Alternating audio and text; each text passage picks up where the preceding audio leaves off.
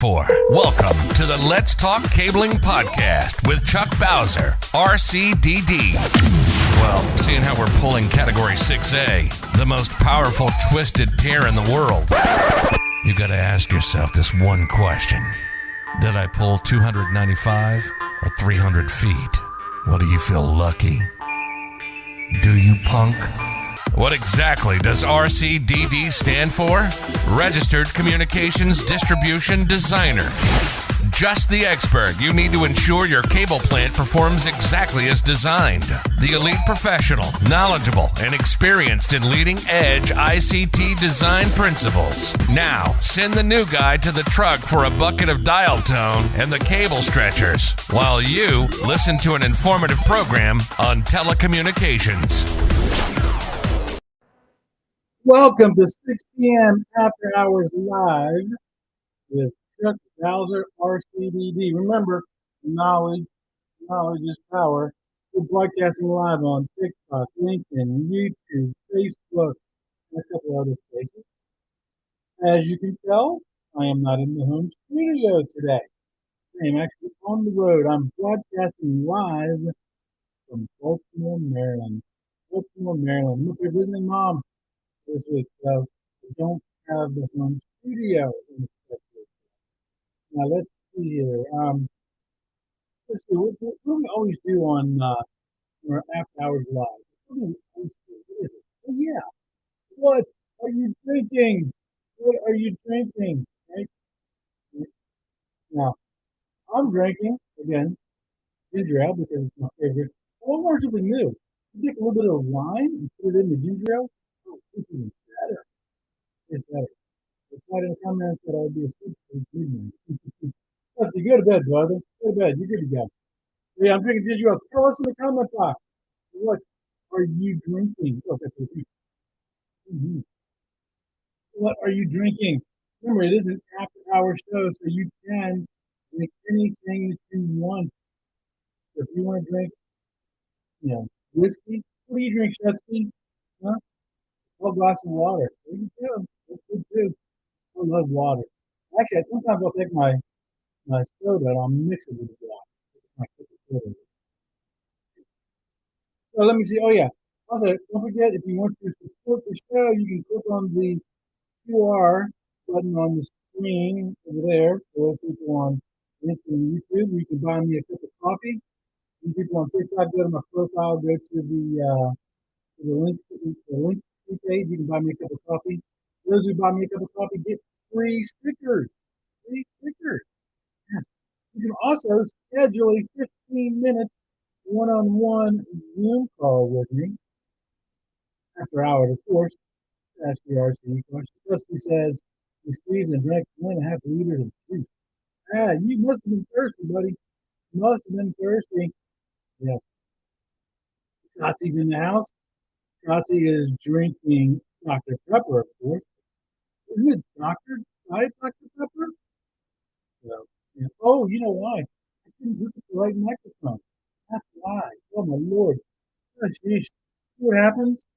I get so distracted because I'm not in my regular home studio. And then I forget to do the thing, like hooking up my microphone. I got my travel microphone with me today. I'm not using my Scarlett microphone. So while I'll do this, I'll go ahead and go to the next thing, the acronym challenge. The acronym challenge. Right? Let's go put that acronym challenge.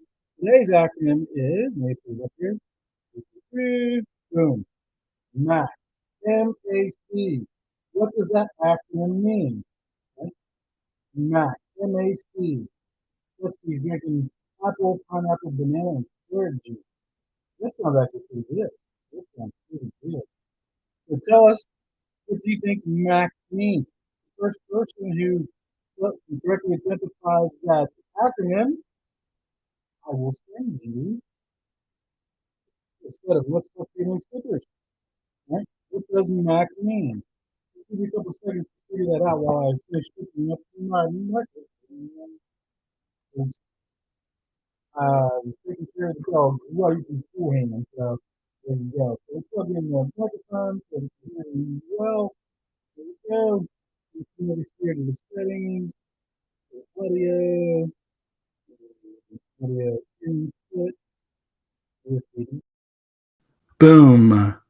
There we go. That should have changed it. So, alrighty. So let me see. Who was the first person? Michael, you were the first one. Moves, adds, and changes. Moves, adds, and changes. So, Mike, make sure that you send me your address so I can send you a set of Let's Talk Cabling stickers. Alrighty. Oh, and also let me know in the chat box. Does the audio sound better now? Does the audio sound better? Because I got the microphone hooked up now. I'll go ahead and clear off the acronym challenge, and we'll go ahead and go to the next component of today's class. The microphone doesn't want to stay. This is why I don't use this microphone, because it's a pain in the neck sometimes. There we go. That's why I like my Scarlett microphone way better. Way better. So we've done the Mac thing, and so nobody's told me, does it sound better now with the microphone hooked up? So hopefully that took care of some of those echoes. That's the beautiful thing about being in my home studio. I got sound padding up everywhere, so that way it kind of knocks down those echoes. So it gives a much better show. But I can't put up sound padding at my sister's house, right? So there you go. Alrighty, so let's go to the next thing we always do, the motivational minute. And this one comes from Dolly Parton. Dolly Parton. You heard me correct. How often do you hear somebody quoting Dolly Parton? Here's the quote from Dolly Parton.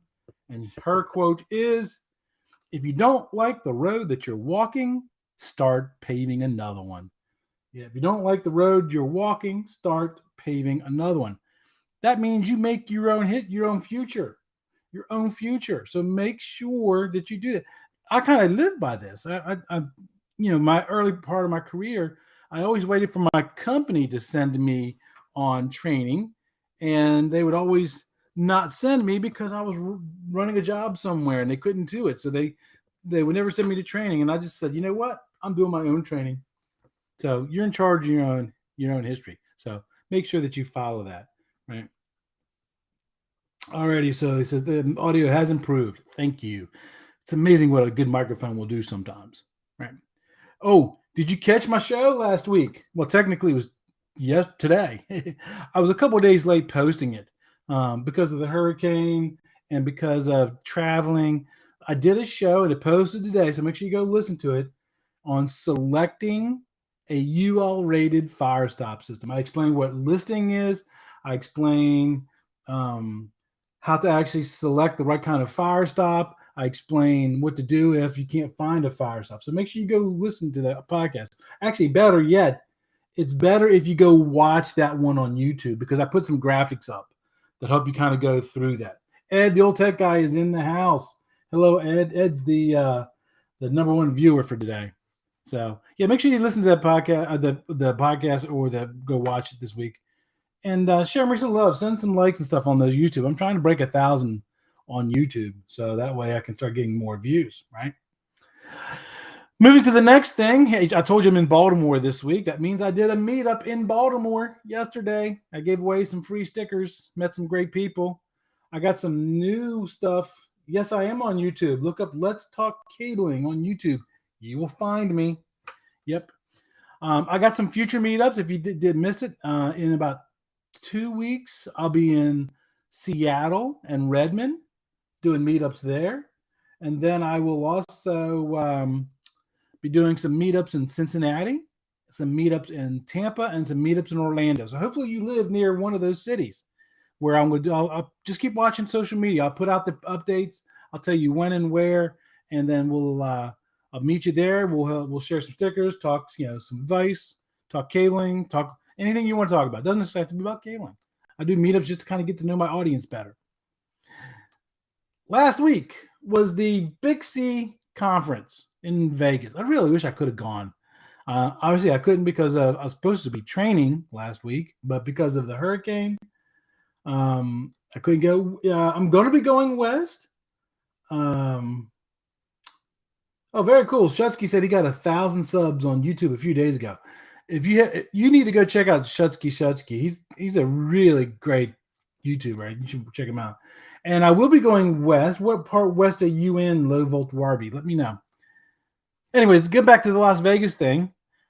if you went to the Las Vegas the Las Vegas conference, I gave AEM some stickers of mine, and I did a contest. And if you picked up one of my stickers and you took a picture of the sticker at the booth, I gave away a free telecom distributions methods manual, TDMM. Yep, $300 just because somebody picked up a sticker and posted it on LinkedIn and tagged me. I do stuff like that, so make sure you follow along. I give away books all the time because remember, knowledge is power. Knowledge is power. So let's get on with the questions. I'm already 10 minutes in the show. I haven't got to the first question yet. The first one is from Sean, and this was sent to me on Instagram. Sean wants to know, what is the best way to store push poles in their van so they don't get broken?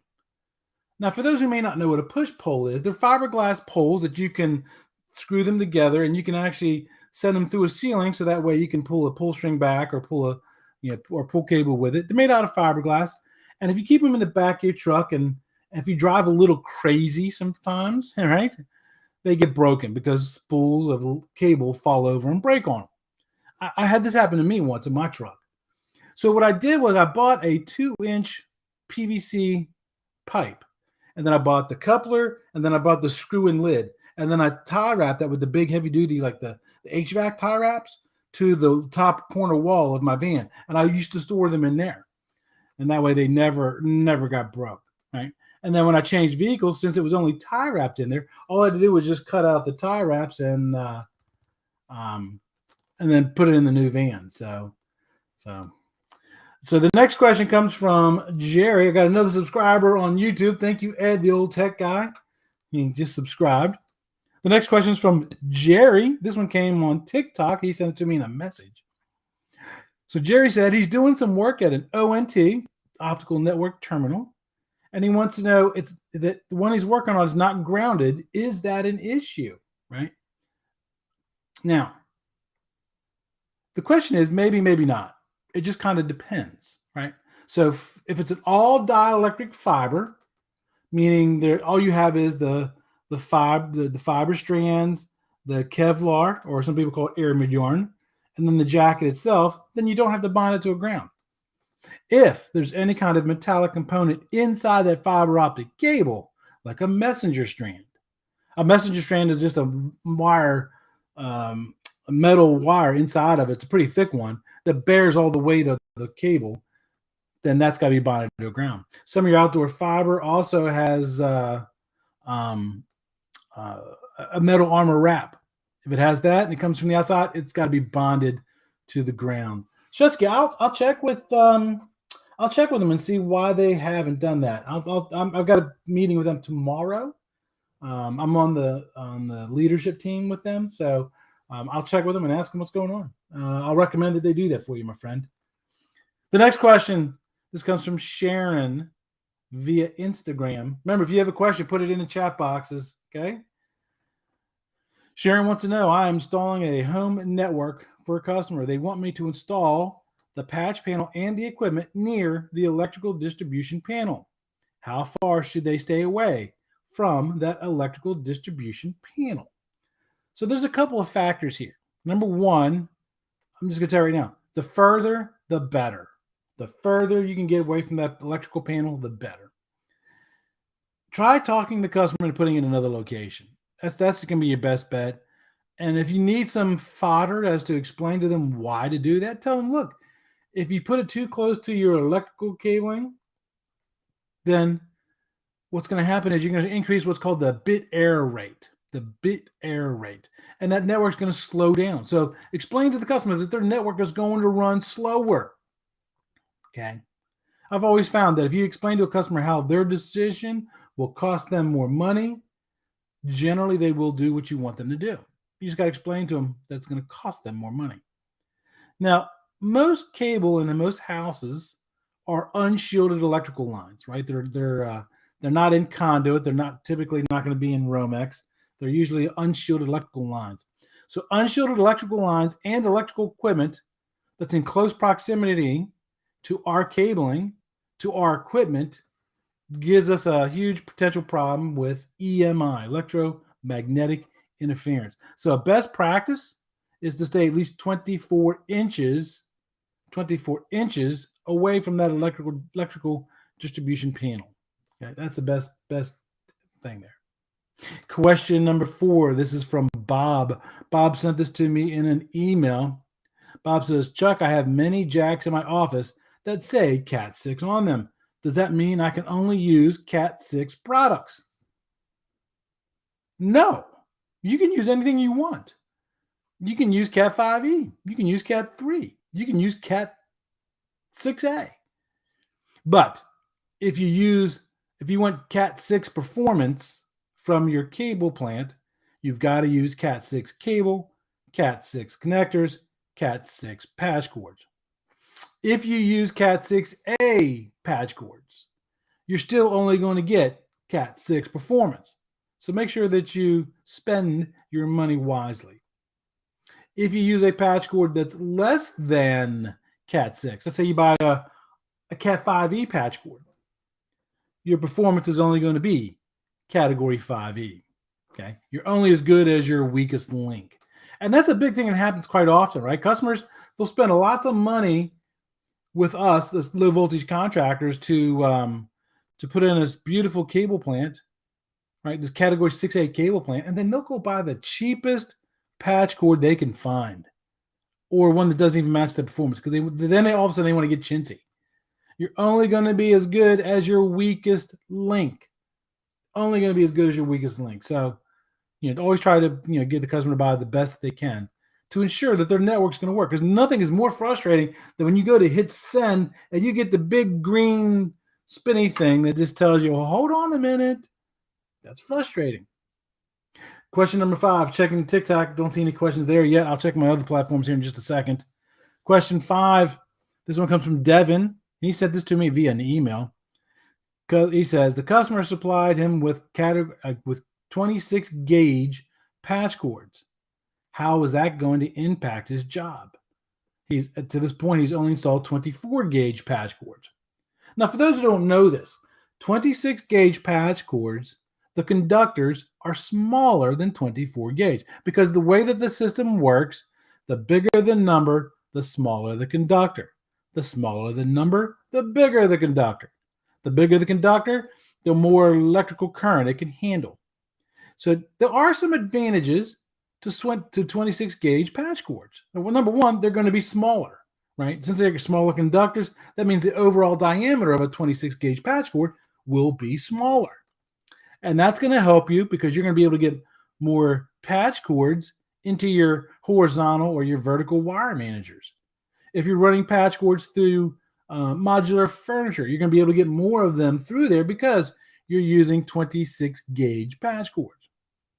But because you're putting more patch cords in those pathway systems, remember now you have a potential for more exposure to crosstalk because you got more patch cords in there. Now, here's the biggest difference between the 24 gauge and the 26 gauge patch cords, right? The 26 gauge patch cords, they should only be kept to a maximum length of 13 feet, or for my people in Poland, 3.96 meters. How you like that, Shutsky? Yeah, I know meters too, buddy.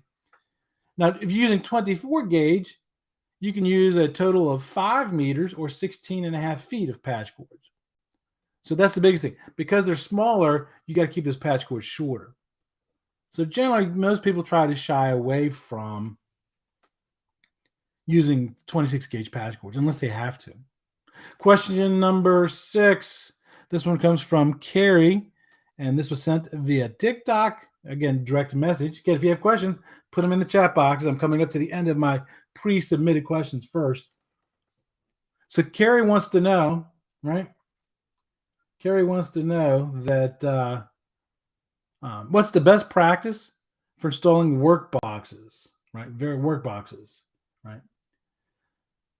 So for those who may not know, a work box is a metal box that if we install it, we'll cut a hole in the drywall and then we'll put it in there and then we'll drop the cables down to that work box and attach the faceplate to the work box. More often though, the work boxes are installed by electricians, usually during construction. So they'll do it one of two ways. They'll either just mount the workbox to a stud, or they'll run a piece of conduit down to the workbox and attach that to it. Now, the code says a couple things about sizing of the workbox. Thank you, Darren. I appreciate that. Darren says, very knowledgeable and clearly explained. I appreciate that, my friend. Make sure you check out my YouTube channel. Make sure you check out my podcast. And Ed, the old tech guy, said he just shouted me out on his YouTube community page. Yes. Thank you, Ed. I appreciate that, my friend. So he was asking, what is the best practice for sizing that workbox, right? Best practice. The best practice for a workbox is to use a 4x4 workbox. So it's 4 inches wide by 4 inches tall. For my European friends, Shutsky, that's 100 millimeters. See, told you, my friend, 100 millimeters. And the reason you want to use a 4x4 box is pretty big. And now the reason that they want to do a 4x4 box is because that 4x4 box can accommodate not one, but 2 1-inch trade size conduits. Okay, 1-inch trade size conduits. So that's why you want to do that. By the way, 1 inch is 25 millimeters, right, Chutsky? Yes. So you can accommodate up to 2 of those.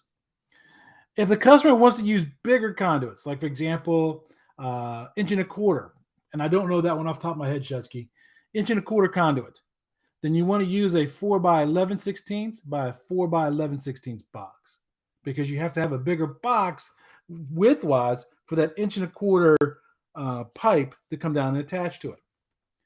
Now, if you are installing your own conduit, or if an electrician is installing the conduit for you, make sure they put the bushing on the end where it stubs up or stubs out. Also, make sure they put the bushing inside the box. Okay. If they don't put it in and you run your cable, it's now your responsibility to put in that bushing. Your responsibility to put in that bushing, not theirs anymore. So make sure that they do their work. I mean, they got paid to put in that bushing. Make sure that they put it in, right? So there we go. That was the last submitted question I had ahead of time. Let me see. Let me go and check over to the contents. So let me see. So 13 Serpent says, is there any scenario where you would have to worry about creating a ground loop with connecting hardware? It is ideal to ground each individual rack or to bond everything. I'm working on a show for that, 13 Serpents. Ground loops is one of those subjects that we as low voltage installers don't really understand. The whole purpose of putting in a bonding and grounding something to a ground is because you want to try to do 3 things, right? The first thing you want to do is you want to try to get to as close to a 0 reference point as possible, right? Close to as 0 reference point as possible. The second thing you want to do is you want to give the pathway a pathway for like electrostatic discharge, okay? Because that's going to cause you problems. All right, and then there's another one too, but I can't. The third reason is popping. I just can't think off the top of my head. Generally, the best way to do bonding and grounding inside of a telecom room is to run one conductor from the bus bar to the furthest rack in the room, and then attach it. So if I got a row of 2 or 3 racks, I'm going to run all the way to that third rack, and then I'm going to attach it, right? And Shutsky says, sleep therapy. You teach, I sleep, I wake up wiser. You crack me up, Shutsky. So you run that conductor all the way to the last one. That second rack and that first rack, you're going to run a short jumper from that rack up to that bonding conductor that goes all the way to the third, okay? Some ways that we used to do it in the past. We used to do daisy chain. That's where you run a conductor from the bus bar to the first rack, and then a different conductor from the first rack to the second, and second to the third. Well, the problem with doing it that way is that's a lot of connections that can become loose. So that's not a good way. Another method you'll see done from time to time is you'll see some contractors, they'll run 3 bonding conductors to each of the racks and run them back to the bus bars. Okay, that's not very cost efficient because number 6 ground wire is not cheap, and neither are the connectors. Plus, now you've got 3 conductors at 3 different lengths. That's going to give you a difference of potential between those 3 racks. You want to try to keep the conductors, all the same length. That's why the best way is to run one conductor to the furthest rack in the room, attach it, and then cut equal jumpers for all the other racks in the room. Attach one end of the rack, the other end to the bonded conductor that goes across, and make sure it is an irreversible compression style fitting. Irreversible compression style fitting. Split bolts are not the best because they become loose. The biggest problem with bonding conductors is if they become loose, it's a life safety issue. Life safety issue. Oh, we got an electrician in the house. Darren's in the house. Darren says, electrician here, one continuous ground wire is always the best. So see, it's not just me saying that. You got an electrician telling you that as well. So here's the problem. Low voltage people, and I'm one of them, I'll be the first to tell you, low voltage people, we're not good when it comes to bonding and grounding. We're just not. So even though it sounds kind of counterintuitive, make sure you always follow that, right? So Ed, the old tech guy, he check him out on YouTube, by the way. Is that the name of your channel, Ed? Let me know, and I'll shout you out too. So Ed, the old tech guy, says, what do you believe is a good starter tool for low voltage tech? What do I believe is a good starter tool? Oh, toolkit for a low voltage tech. So Gennard Tools has some toolkits. Here's my thing. When you're low voltage tech just starting into the industry, you may not be fully committed to that industry for the rest of your life, right? If you're on YouTube, check out Ed, the old tech guy. Check out Ed, the old tech guy. So here's my thing. If somebody brand spanking new comes into the low voltage industry, I'm going to tell them, here's what you really should buy, at least for the first month. Get a pair of snips, right? A pair of electrician scissors, a pair of dikes, and a set of screwdrivers, right? I'll loan you a punch tool for the first month until you really figure out, hey, I like this industry. I want to stick with this industry. Okay. If you after a month has gone by and you think, you know what, there might be something to this low voltage industry, then you might, because the reason I say those tools first is because you can use those tools in any industry. If you decide to become an electrician, the electricians use the snips, they use the screwdrivers, they use the dikes. Sorry, that's an old term. Side cutters. Side cutters is what they're really called. Can't call them with that other name because that's not what they're really called anymore. So that can help you if you decide to become an automotive mechanic. You know what? I've stripped more than one automotive wire with my snips. Right? Matter of fact, my RV. Right? I got to do some wiring on it. I'm going to be using my snips when I do that. So if you decide to be with it for more than a month, then start investing in some of the tools that only apply to the low voltage industry. The first one I suggest that you get would be a punch tool. Okay, a punch tool with at least a 110 blade. You can also buy the punch tools with the one side's a 110, the other side's a 66. You could buy one where one side's a 110, the other side's a Phillips head screw. So that way you can have dual purposes out of your punch tool.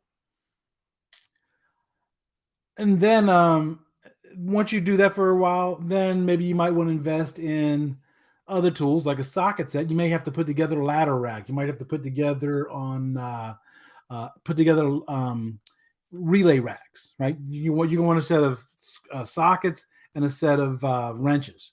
That way you can get them all down nice and tight. And Darren on TikTok has great advice here. Darren says, don't skip on tools. Buy the best you can afford. Hard lesson learned. 100% right there. Darren, 10,000 points, my friend. Absolutely correct. Buy the best that you can afford. I have nothing against buying cheap tools other than the fact they don't last. They just don't last. I've got some Craftsman tools that was given to me when I was 18 years old, right? Craftsman, you used to be able to, I don't know if you still can do this anymore. Craftsman, if you broke a tool, even if you misused it, even if you used like a screwdriver as a chisel, don't ever do that. And you broke it. You used to be able to take that screwdriver back and get a brand new screwdriver, right? You pay a little bit extra, but in the long run, it will serve you well. And here's another tip. This is on my list. I have a list of 146 pro tips on my webpage, letstalkcabling.com. Go check it out. 146 of them. One of those pro tips is the first time you go up into the ceiling for the first time, make sure that you do a 360-degree check because the tool store might be open. You know how many tools I've found in the ceiling? Including my own sometimes. Yes. Always make sure that you check them out because you always find tools in that ceiling, right? Alrighty, I don't see any. Did that answer your question, Ed, the old tech guy? Let me know if that answered your question sufficiently. 13 serpents. I hope I answered yours as well. I do have, like I said, I'm working on getting a subject matter expert on ground loops, and I'm going to do a show on it. I just got to solidify all that stuff. So, Ed, the old tech guy says you can return Craftsman at Lowe's as long as you purchase them at Lowe's. So they require you to have a receipt, huh? Used to be you didn't have to have a receipt, so there we go. All righty, we are at 6:30. That's my 30 minutes mark. So if I didn't answer your question, make sure you send it to me, Chuck at letstalkcabling.com, and I'll do it on next week's show. Next week's show, I will be back in my home studio, so there won't be no echoes, won't be no dogs out there barking. I'll have the right microphone. Sometimes when you got to travel, right? All right, there you go. So remember, everybody, until next time, knowledge is power. Synchronize the audio.